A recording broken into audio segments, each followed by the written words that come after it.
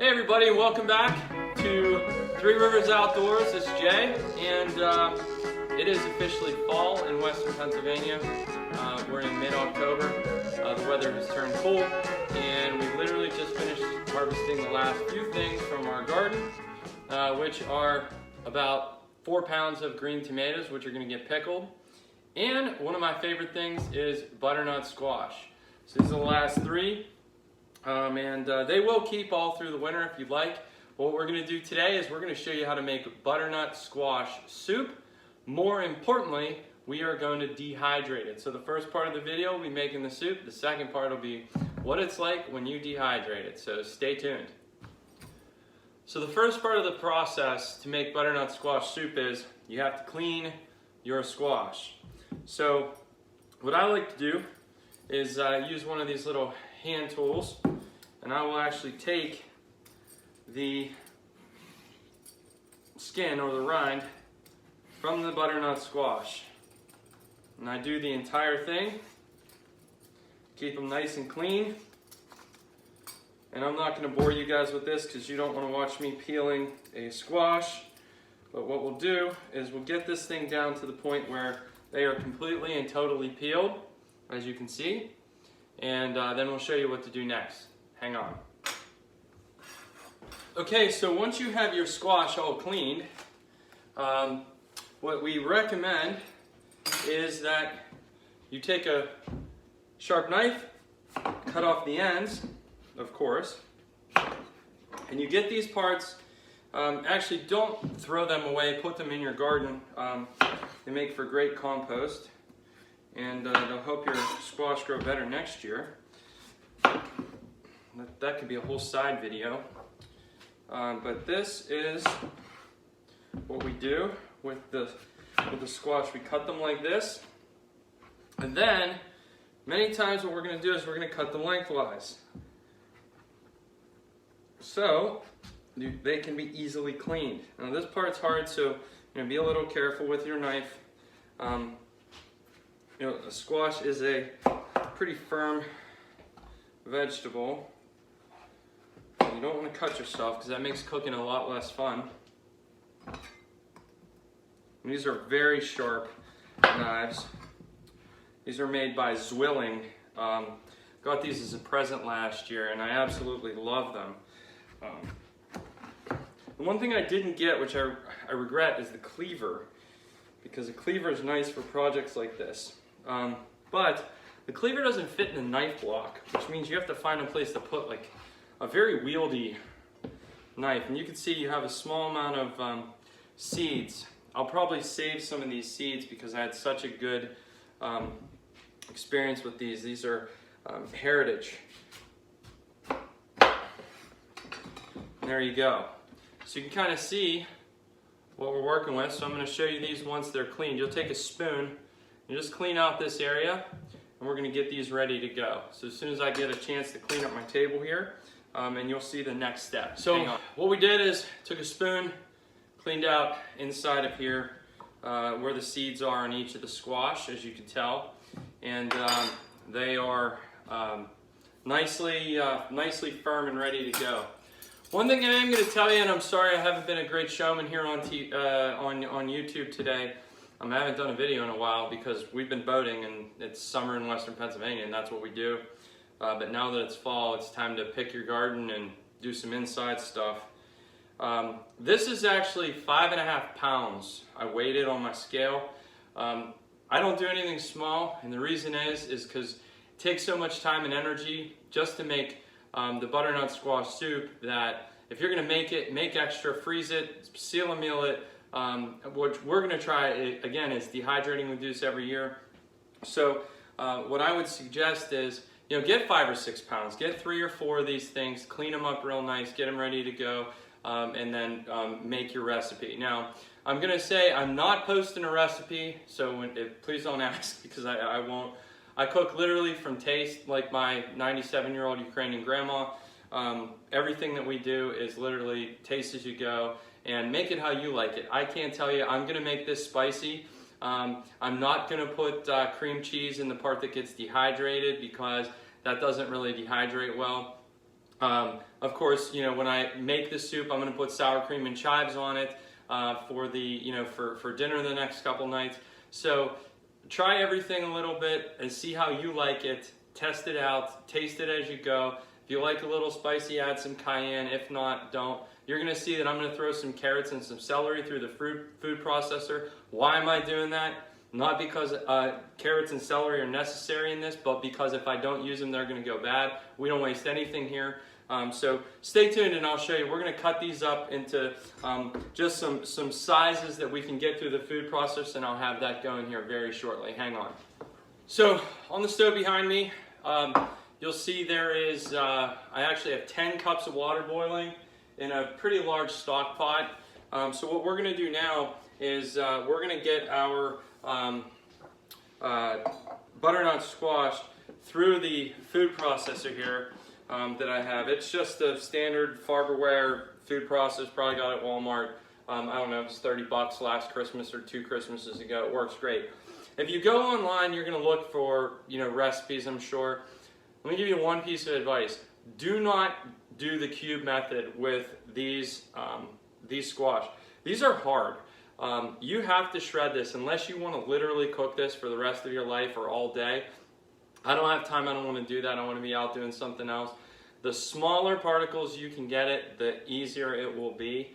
And I definitely don't recommend doing it by hand because it would take you forever. So we're going to run a couple of these through the food process to show you what this looks like, so stay tuned. Hang on a sec.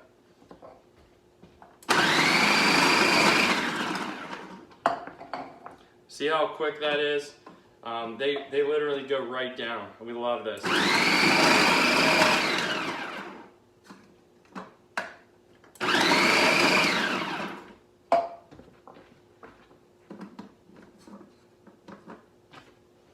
Makes them nice and small and they'll cook really quick. In fact, you can get a good sized piece that'll fit.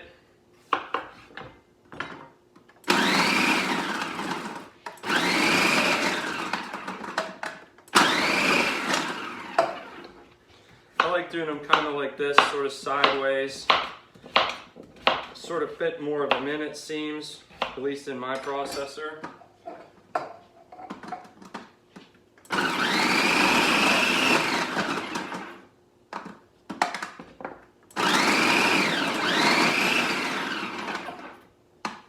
Get a couple good sized chunks in there.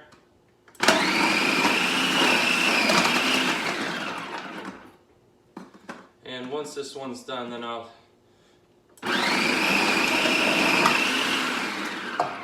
show you what it looks like here.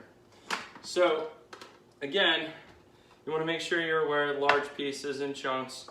And carefully take out your shredder. But what you're going to find is it's going to look something like this. You're going to have nice thin pieces, and if you find any chunks, take them out. You're going to have nice thin pieces, almost like shredded carrots. It's sort of what it looks like, to be honest. And then you're going to pour this into your stock pot of boiling water, and you're going to cook it and boil it like crazy. Okay, so I'm down to my last one, and we've got a pretty full pot over there. So I'm going to finish cleaning this one up, getting this taken care of. And as you can see, a couple of those little extra parts. It's a little messy, but it's what happens.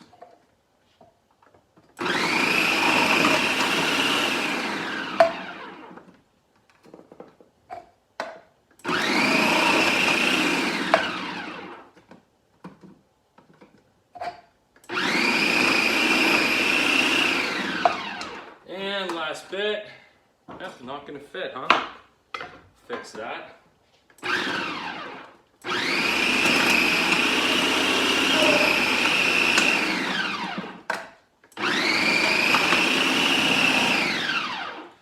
Okay, so what we're going to do, I'm going to take out some of those big chunks that just for whatever reason won't get cut up.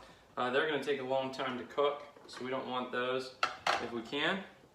And we're going to take what is the last bit of our squash over to our stock pot and get that cooking.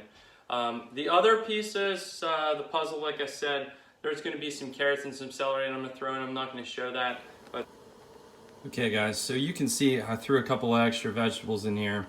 The only thing that's not in here right now is an onion, which will end up in here in about the next 30 seconds. Maybe a little bit of garlic, but as you can see, the water's starting to boil. And all we're gonna do now is watch this thing cook and soften up. And so as you can tell from my messy counter, that I'm not quite finished, and I forgot, I told you I was gonna stick an onion in, so that's gonna be the next step. This I did not grow. This came from the grocery store, although we do use a lot of our own onions properly. So as soon as I get done with these onions, not quite gonna fit. As soon as I get done with these onions, I will let you know what the next step is. And I'm kind of okay. So we're adding now about, I don't know, if I had to guess, I'd say 4 teaspoons of coarse black pepper, which is very necessary to this. We're also going to add, oh look, there's our 2 last remaining zucchinis. We're also going to add a similar amount of salt. In fact, so I don't get this all over my hands, use my little wooden spoon.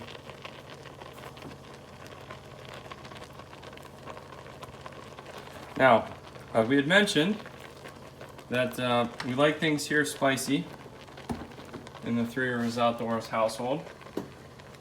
So we're going to also add just a little bit of chili powder, which we have here.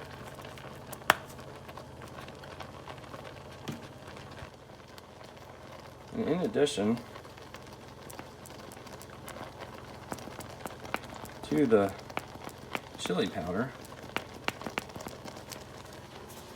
we're going to add a small amount of crushed red pepper, like you would put on your pizza.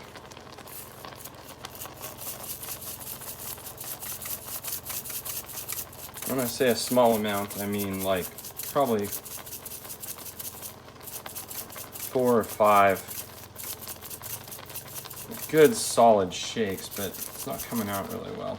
But as you can see, there's quite a bit. Now that's a lot of vegetables in there, so it's not going to taste that much, be that strong. All right, we'll let you know once this cooks down and softens up. So here we are, and I'm gonna tilt this in. You can see we've been cooking now for a little while. What I'm gonna actually do is I'm gonna take a stick blender rather than the food processor, because I think this will work just a little bit better. But what we're gonna do is try to do one-handed.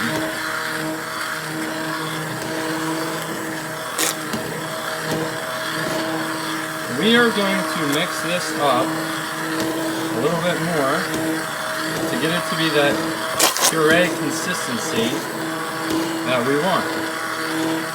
So I'm going to keep using this, as you can sort of see, and stay tuned and I'll show you what the finished product looks like. Hang on a minute.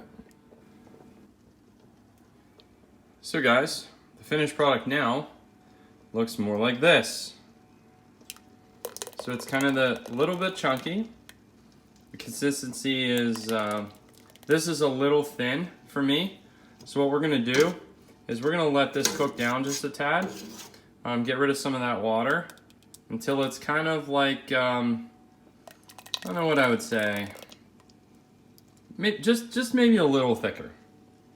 But in the end, we're going to have to add a little bit of seasoning, because now that it's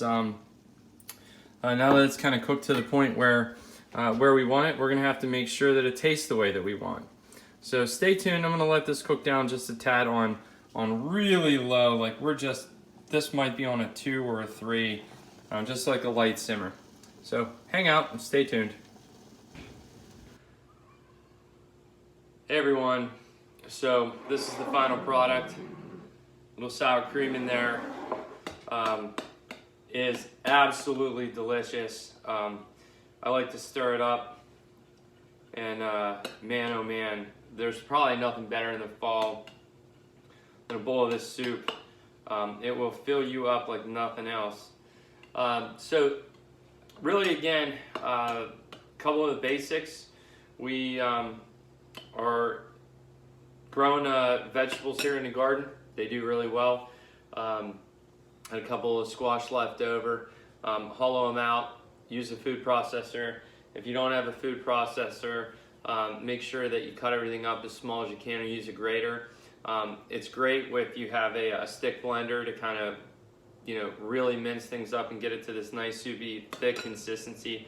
As you can see, I mean, this is a really nice thick soup. You'll really enjoy it. But thanks for tuning in to Three Rivers Outdoors. Hopefully do some more videos for you.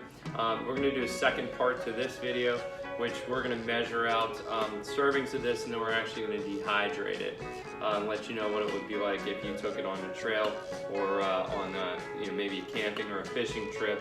Because I know we get a lot of questions and a lot of emails about especially the chicken soup video we did, which was awesome. So again, guys, thanks for watching, and stay tuned hopefully for some more videos now that it's